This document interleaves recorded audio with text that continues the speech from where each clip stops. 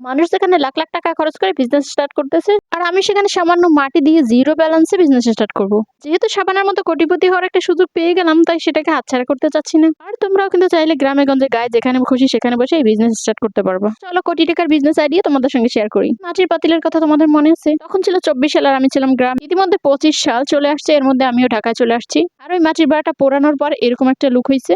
আজকে এটাকে কালার করবো। এই তো প্রথমে জেসু অ্যাপ্লাই করে দিচ্ছি, বাকিটা তোমরা স্ক্রিনে দেখে নাও। আর আমি তোমাদের সাথে বিজনেস আইডিয়াটা শেয়ার করছি। মাটি দিয়ে ওয়াল হ্যাঙ্গিংয়ের যে শোপিসটা আমি বানিয়েছি সেটার ভিডিও অলরেডি তোমাদের সাথে শেয়ার করছি। আর এটা হলো পাতিল। ডিসেম্বরে মাত্র কয়েকদিনের জন্য বাড়িতে গেছিলাম, আর সেখানে বসেই তখন আজাইরাই বসে না থেকে মাটি দিয়ে এগুলো এমনি খেলার ছলেই কিন্তু আমি বানাইছি। তবে এগুলো এতটা সুন্দর হবে, সবার এত পছন্দ হবে আমি ভাবতেই পারিনি। আর এটা বানানো কিন্তু একদম ইজি, কোনো কষ্টই নেই। আমার আসলে ভিডিও করার ইন্টেনশন ছিল না, যার কারণে প্রথম থেকে তোমাদেরকে আমি দেখাতে পারিনি। তো ওই শোপিসটা বানাইছি কিভাবে সেটা তোমাদের সাথে শেয়ার করছি। আর এগুলো বানাতে মনে হয় কোনো এক্সপিরিয়েন্স বা প্র্যাকটিসের কোনো দরকার নেই, শুধু একটা আইডিয়া থাকলেই হয়। আর ইদানিং ঘর সাজানোর জিনিসের চাহিদা একটু বেশি, সব মেয়েরাই মনে হয় পছন্দ করে ঘর সাজানোর জিনিস নিতে। মাটি দিয়ে এত কিউট কিউট জিনিস যদি বানানো যায়, আমরা কিন্তু বাইরে দিয়ে মাটির এই শোপিস গুলো অনেক দাম দিয়ে কিনি। এগুলো বানানোর পর যে যে দেখছে আমার বাসায় এসে সবাই এগুলো দেখে পছন্দ করছে। আর তাদের মধ্যে একজনই আমাকে এই আইডিয়াটা দিয়েছে যে তুমি এগুলো বানাই কিন্তু বিজনেস করতে পারো। কারণ হলো সবার পছন্দের জিনিস। অলরেডি কয়েকজন বলছে নেক্সট বার বাড়িতে গেলে আমার জন্য এরকম বানিয়ে নিয়ে আসবা।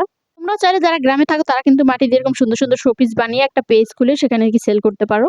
এটা বানাতে কোনো এক্সপিরিয়েন্স বা কোনো পুঁজি লাগবে না, শুধু লাগবে এক সেট রং, যা তোমরা 300 বা 3700 টাকার মধ্যে এই অ্যাক্রিলিক কালারটা পেয়ে যাবা। এই দেখো মাটির সামান্য সেই জিনিসটা এত সুন্দর হয়েছে, আমি কি বলবো। প্রায় দেখে বলো এটা কত সুন্দর হয়েছে। একটা কথা, এটা আমি পাতিল বানিয়েছি না কুমড়ো বানিয়েছি আমি নিজেই জানি না। নামটা কিন্তু তোমরা দিয়ে দিও, আসলে এটার নাম কি এক্সাক্ট আমি জানি না।